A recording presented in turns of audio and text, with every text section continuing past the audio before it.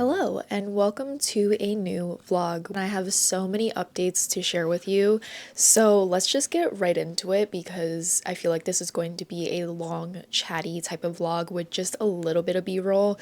So let's start with some life updates. So the first thing that I wanted to chat about is the fact that I got a part-time job as a community manager, which is amazing because trying to find a job in this job market has been horrific. It has been degrading and saddening, and I can't even count how many times I've cried over it, but I was able to get a lovely part-time job as a community manager, and I'm also doing social media management on the side as a freelancer. It's really nice to be able to have these two different job titles because these are the two job titles that I want to grow into, whether it is community management or just social media management. They're both very much within the same realm, and I feel so much better with structure and with the ability to collaborate with other people, to collaborate with clients that I work with, and all the clients that I've worked with for their social medias have been so amazing. They've been so kind and so open-minded to my ideas and to my feedback, and they've given me great feedback, and overall I feel like I'm growing in my career in a very non-traditional way. And if I had to give advice to anyone who's currently in the same situation, whether you've gotten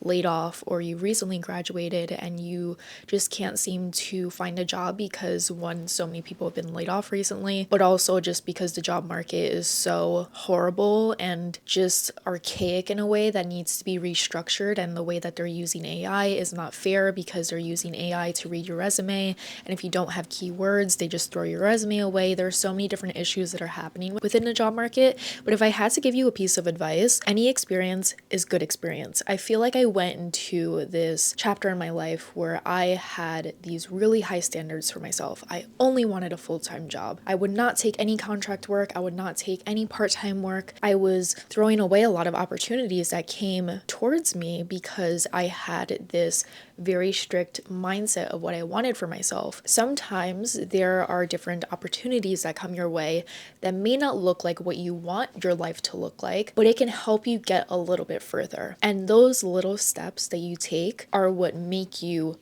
gain momentum. You have to walk before you run. You can't just start sprinting. And that's what I just wanted to share because I've shared over the year that I was laid off and I was looking for a job, and so many people, so many people on Instagram, on Threads, have been so kind, have sent me jobs to apply to here and there, and I've looked at all of them and I have appreciated all of them. And do still keep me in mind if you have a full-time job that's in social media management or community management on the East Coast. But I am so grateful to everyone who has helped me along the way, who have given me advice, who've chatted with me, who've checked in on me, because this was like a really dark period of my life. And I know so many people say like, don't let a job define your worth, but when you don't have one, it really does make you feel like shit. So I'm really happy to say I'm in a better place now, and I feel a lot more stable, and thank you to everyone who has helped me along the way. You know who you are. Thank you. I started my community management job on October 15th, and then afterwards it was Halloween and I dressed up this year as Patrick Bateman. I'm really sad I didn't dress up as Patrick Bateman when I was 27 because he's 27 in the film and I'm 28 right now, but it's close enough, and I'm really happy with the photos. Sarah helped take them for me. We kind of moved everything that was behind me to have a clean surface on this wall, and the photos came out exactly how I wanted them to be. So if you don't follow me over on Instagram, definitely do recommend that you do because I post so much over there. I love posting on my stories. If you want to get updates from me, be sure to follow me there. We had a Halloween party at my friend Ken's house, and when we were going to the party, we were a little bit early, so I told my friends, let's stop at the bookstore to browse, and the bookstore had such a great selection of international fiction. I'm getting really big into international fiction, and I just find so much value in reading from different countries because their personal politics are woven into the narrative, and each country has their own story structure and style, and some countries have darker stories and some countries have different themes that they focus on. So I wanted to show you the 3 books that I got from the book bookstore. So the first one that I got is Thirst, and this is a book from Argentina. I love this book. I have recommended this across my channel so often. I'm sure you're all really glad I finally found a copy because I love this edition of the book. It is just absolutely gorgeous, and I'm so happy I was able to find myself a copy to finally add to my translated fiction section. And then I found two books that have been on my TBR that I have never really found in a bookstore before because they are from more niche publishing imprints, and the bookstores that I go to near my house just don't really carry these two imprints that I'm really enjoying. So the first book that I got is from Charcoal Press, and Charcoal Press is a great publishing house that publishes Latin American stories and translates them to English. So we have Never Did the Fire by Diamela, Eltit, and this one is from Chile. This one is set during the Pinochet dictatorship, and I've found the Pinochet dictatorship so fascinating, and I initially learned a lot about it when I read The Twilight Zone, which I always rant and rave about, and I wanted to read more from Chile, and I'm really happy I finally found a copy to add to my collection, so I cannot wait to read this. And then we have a book from NYRB. So this is The Singularity by Dino Buzzati, and this is from an Italian writer, and this, I actually don't remember why I added this to my TBR. I think I saw a copy of this on TikTok. Oh yes, I remember. So it says, Edmano Ismani, an unassuming university professor, is summoned by the Ministry of Defense to accept a 2-year top secret mission at a mysterious research center. Isolated from the world among forests, plunging cliffs, and high mountains. What's he supposed to do there? Not clear. How long will he be there? No saying. There's like this one niche trope that I love, and it's people being trapped in isolation, particularly like on an island, top of a mountain, in a desolate house. I eat that up. I always find loneliness in fiction to be fascinating because people handle loneliness in so many different ways. I don't want to read the rest of the synopsis. I just want to go in knowing that, and I'm so excited about it. This cover does freak me out a bit. I don't love it. So these are like 3 on a whim purchases that I just had to buy myself because I never find these types of stories in the bookstores near me, so I thought might as well support an indie bookstore and get it for myself before heading to a Halloween party that I had so much fun at. I love get-togethers with friends. I love chatting with them. We usually talk about the current books that we're reading, the movies that we're seeing. We talk about the vacations that we've been on, and it's just a great way to catch up. And I love chatting with everyone. It's always such a great time. And it's like, you know, you have a really good friend group when you leave a party and you don't think about, did I say something wrong? Did I do something wrong? Are they going to be mad at me? You actually leave feeling refreshed and excited and really happy, and that's when you know you found a really good friend group. And let me see what else I have to update you on. Oh my gosh, yes. After the Halloween parties that came and went by, and I dressed up as Patrick Bateman and I went to go vote as Patrick Bateman, which everyone was really kind about. The poll workers were like so desensitized to me coming in dripping in fake blood. They just thought it looked really cool, and they were like, we're happy to have you vote either way. After all that happened, my dad and I went to the New York Marathon because we both have friends who are running in the New York Marathon. He has a coworker who runs marathons. He's ran marathons on every single continent, and I am including Antarctica. He did run a race there, which is so cool. He's like the coolest person ever. And we came to New York. We got ourselves some coffee. We went to go to 6th Avenue, and we went to go to this specific spot where we told both of our friends that we're going to be so we can see them run by. By the time we got there, my dad's coworker was already done with the race. He did it in 3 hours and I think 14 minutes. So he's a very quick runner, and of course he's seasoned to this. He didn't even think it was that difficult. So we didn't get to see him. So my dad and I were like, okay, my friend Jessica is going to come around this area in like 2 more hours. Let's go get lunch. So we went to get lunch, and then we came back, and the crowd, I kid you not, maybe quadrupled or quintupled. It was madness because by the time we got there at 12:30 to see my dad's coworker, it wasn't even that crowded where we were standing. We were able to get to the barricade and see down the road to see the people running by, and that was great. And it was really sweet to see everyone cheering people on and cheering strangers on, especially when they start cramping up and you can see them wanting to give up. Everyone really cheers and really motivates them to keep going. And it was just such a beautiful experience to see like humanity come together to cheer on these people who are trying to achieve something so amazing. When we went to get lunch, I guess that was the time when everyone came out to see the marathon, and we went back to the same spot, and it was like a concert. If Jessica had run by when we were there, she would have only seen like my hand because I was so far back. And we tried to go under into the subway to go into Central Park, because on the Central Park side there's no crowd and nobody's over there, and we weren't able to see Jessica.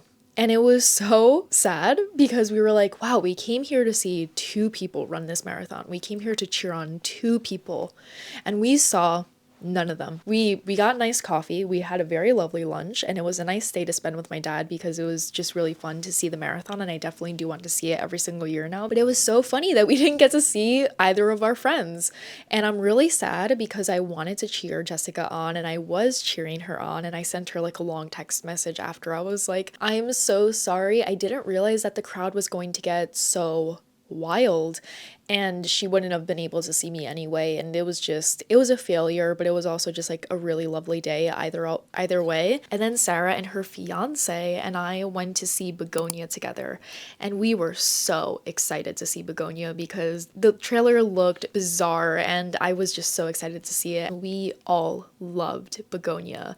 Bugonia is just a freaky movie that you have to go into open-minded. It is such a fantastic exploration at conspiracy theorists and the mental illness that comes along with it, because there's a sense of paranoia that one has to believe in conspiracy theories so much that you end up kidnapping a CEO who is played by Emma Stone. These two men put her in a basement and shave off her head, and they claim that she is an alien from another planet, and they kidnapped her in order to try and make contact with her ship. And it was a fantastic exploration of a heartless, parasitic CEO who doesn't care about humanity and doesn't care about the people that she hurts along the way, and an amazing exploration of these two people who are so deeply sick and unwell and unhealed that they put all their paranoia and all their obsessions and all their worries and anxieties onto this one person and believe something so outlandish that they're willing to ruin their lives in order to find out if they're right. It was a fantastic movie.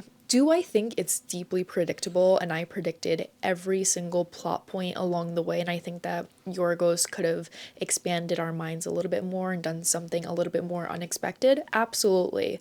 But the more I think about the story, the more I think it's so powerful to tell at this time when so many people don't believe reality and so many people believe things that are only true in their head and are put into an echo chamber online where they are affirmed in their beliefs that are not real, that are not based in reality. It was such a fantastic exploration of both sides of that and how they kind of clash over time, and I just really enjoyed it. I think Emma Stone was fantastic in it. I think if you're like a silly little freak and you love freaky movies that are just so bizarre, you have to watch Bugonia. I do think it's worth your time. I think those are all the updates that I have to share with you. So I'm really excited to continue watching All Her Fault on Peacock. I'm currently watching that because I saw one person speak about it on TikTok and I was like, I'll watch it. And it follows a mother who is very successful in her own career. She's very busy. She has a son named Milo. The story starts right off the bat. She's going to pick up Milo from a play date with another mother from school. And she hasn't really spoken to this mother before, but the mother suggested it. She texted her. She said, let's have a play date with our sons because they're on the same like committee. Our main character goes to pick up her son from this house and she's like, I'm here to pick up Milo. And an older woman in the house is like, oh, there's no Milo here. There are no children here. And the mother is like, but the mother from the school texted me and she said that I could pick up Milo here, so he has to be here. And she tries to call the number of the other mother and it's disconnected. The entire story is so well done. It is only 8 episodes, and what I love about it is the title, All Her Fault. And there are so many women in the story who live very busy lives. They have a very successful career, they have a son, they are very busy with their household, and they have these husbands who are so disconnected from their relationship with their sons, from their marriage, from their household, that it's essentially like these mothers are single mothers because they're doing everything. So they do have these nannies to help take care of these sons, and they do have to juggle everything in their life. And when something falls between the cracks, they blame the mother because it's all her fault, because she did XYZ. And they blame another woman because she did XYZ. And it's a very wonderful exploration of modern motherhood and how much emotional labor it is. The twists and turns that the story is taking is great. Nothing is truly predictable to me in my eyes. So that's what Frodo and I are going to watch after I finish filming this update. And I'm actually done filming this update because I really want to watch the show. So I'll see you around.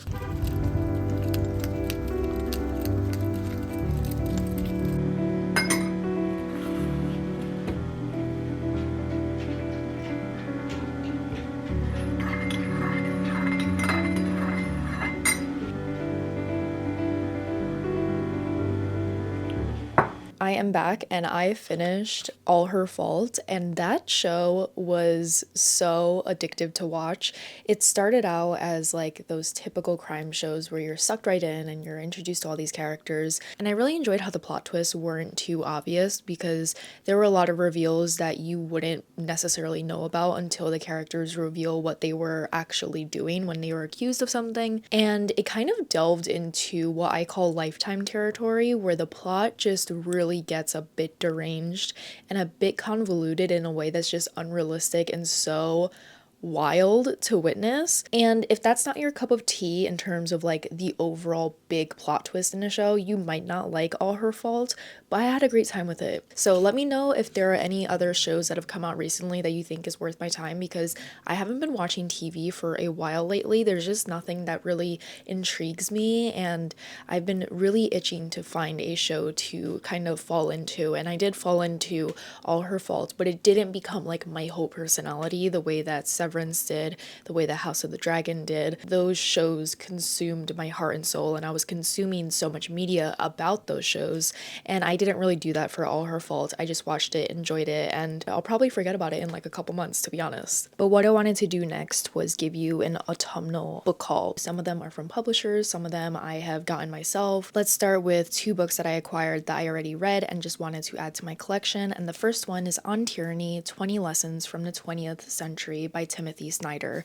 I initially read this on ebook when I was on the subway one time, and whenever I was on the go, I would read a chapter here and there. This is a great, really short nonfiction to kind of light a fire under you in case you're feeling hopeless and powerless. This is a great reminder that there are actionable items that you can do to better yourself, your community, and your country, and I just thought it was great. So I'm really happy that Crown Publishing gave me a copy of it. I was really happy to be able to go through my Kindle and kind of go through my highlights and re-highlight them physically, so I'm really happy I have a copy of this. Then I went to a library sale a couple towns over and I got myself a copy of Stay With Me by Bámi, Adébáyọ. I think I listened to this last year and really enjoyed it, and this is a story of a woman and a husband in Nigeria who are trying to conceive but they are unable to, so her husband decides to get a second wife. And by getting a second wife, our first wife and our protagonist of the story becomes obsessed with trying to get pregnant first to prove that she is the most important wife in this dynamic, and it mixes together this really complex family experience but also Nigerian politics and how the politics impacts the family over time. And it was such a great read. It is so dramatic, it is so juicy, it is like the perfect book if you love gossip, and I'm really happy I found a beautiful edition to add to my bookshelf because it was just such a great read. The next 2 books are kind of like paranormal, supernatural books, and the first book that I got from my best friend who recently went to Colorado where she got engaged. Guys, Sarah's engaged. Just wanted to let you know. It was so cute. I saw the pictures. And during her trip with her now fiance, they went to the Stanley Hotel, which is the hotel where The Shining takes place. And I asked her if she could look at the Stanley Hotel merch, because I was like, if there's cool merch, I want to get myself something because I love The Shining. And I also recently rewatched it and showed it to Sarah for the first time with her fiance, and it was just such a great time. And I just realized that The Shining is a perfect movie, so I gave it 5 stars on Letterboxd, and Sarah got me a copy of The Shining from the Stanley Hotel, and I'm so excited about it. Can you get this book anywhere else in the world? Absolutely. Does it have a cool eeriness and foreboding energy because I got it from the Stanley Hotel from my best friend? Yes. Am I going to read this the first day it snows this year? Absolutely. And you don't have to comment and say that it's nothing like the movie and Stephen King actually hates the movie. I know that. I'm still really excited about this, and I think that this cover is really fun. And another book with supernatural elements that I'm so excited to read is Soul Searching by Lyla Sage. Lyla Sage is the author of the Rebel Blue Ranch series. So Soul Searching takes place on a neighboring ranch, and it has some supernatural elements to it. I actually don't really know what this book is about. I do know that there's ghosts. I think the main character is a photographer. Yes, a photographer whose life has come to a screeching halt and the supernatural forces that bring them together. I'm very excited about this. I love Lyla Sage. These are the types of books that I read in one sitting because they're so addictive and so fun to read. Thank you so much to Dial Press for gifting me a copy. I cannot wait to read this. And then DK Classics invited me to an event a couple of months ago where they were featuring a ton of different influencers slash chefs who have created cookbooks. And while we were at that event, they had these beautiful DK Classics classic editions of classic novels. How more complex can I make that sound? And I was able to take home a beautiful copy of Dracula. A couple months later, they emailed me and they said, here are some cookbooks that you weren't able to get at the event. Would you also like to get a couple more DK classic novels that were displayed that you were able to take a gander at? And I chose 2 titles. 2 titles I have not read, similar to that of Dracula. I have not read Dracula yet, but I am planning on reading it this year. So we have a beautiful copy of Wuthering Heights. It has these dark greens and dark pinks to it. The pages are beautiful and marbled. It is just a beautiful edition. I have not read Wuthering Heights before. I do know it's becoming a movie. I do know it's very controversial with the casting, with the director, with the music, with everything about it. It's very much not like Wuthering Heights at all.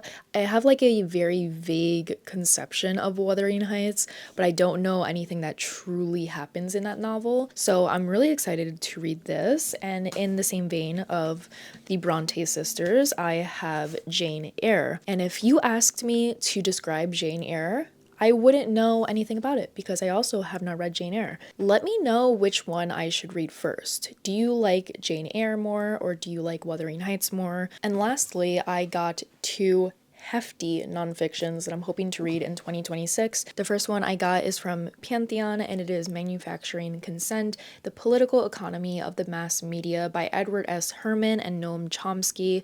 This is a powerful assessment of how the US mass media fails to provide the kind of information that we need to understand the world. As someone with a journalism degree, I'm very excited about this. I have so many thoughts about journalism today. I have so many thoughts about the journalism industry, and there are so many reasons why I'm not in the journalism industry due to my experience learning about it and being immersed in it. I have so many opinions about it, so I'm really excited to dive into this in 2026 and just highlight the hell out of it and just learn as much as possible. And lastly, I got myself a copy of The Shock Doctrine, The Rise of Disaster Capitalism by Naomi Klein at the Strand Kiosk by Central Park. I went there for my friend's birthday party. We did like a whole picnic in Central Park, and it was so beautiful, such a nice day. And Sarah, Eli, and I decided to go to the Strand Kiosk because we were pretty much like nearby it, so we were like, let's just pop over and see what we want to get. And I picked up a couple books, and I decided that I wanted to get The Shock Doctrine the most because I love having physical copies of nonfiction because I get to highlight and annotate and just have a conversation in the text.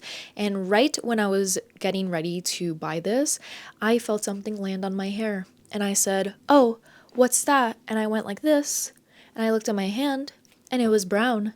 And I was like, huh, that's weird. So a pigeon pooped on me. And if you know me personally, which none of you do unless a friend is watching this, I don't like pigeons. I don't enjoy them. I don't like when they fly near me. I don't like when they breathe near me. I don't like pigeons. So the fact that a pigeon pooped on me is very poetic. I guess they can sense I don't fuck with them. So it was a very interesting day to just kind of walk around with pigeon poop in my hair. So I got myself a copy of the Shock Doctrine, and I'll never forget the events that occurred afterward once I got my copy of this. So this is another book that I'm hoping to read in 2026. And let me know, what are the recent books that you have acquired, whether it be from the library, whether it be from a bookstore or a publisher. And I think I'm going to end off my autumnal diaries video here. I had a lot of fun catching you up on life events and the books that I recently acquired and the show that I just recently finished that I just started on a whim and had a great time with. So if you want to follow me anywhere else on social media, all my links are down below. I post a lot on Instagram and TikTok, and there's a lot of content over there that you don't see here, like what I'm currently reading and loving and thinking about. And if you've made it this far in the video, leave an autumnal emoji down below so we can see who stays for the longest. If you do, I really do thank you, and I hope you had a great time. Let me know if there are any other vlog ideas that you would like to see from me in the future. I would love to take your video ideas into account, and I will see you in another video very soon. Bye!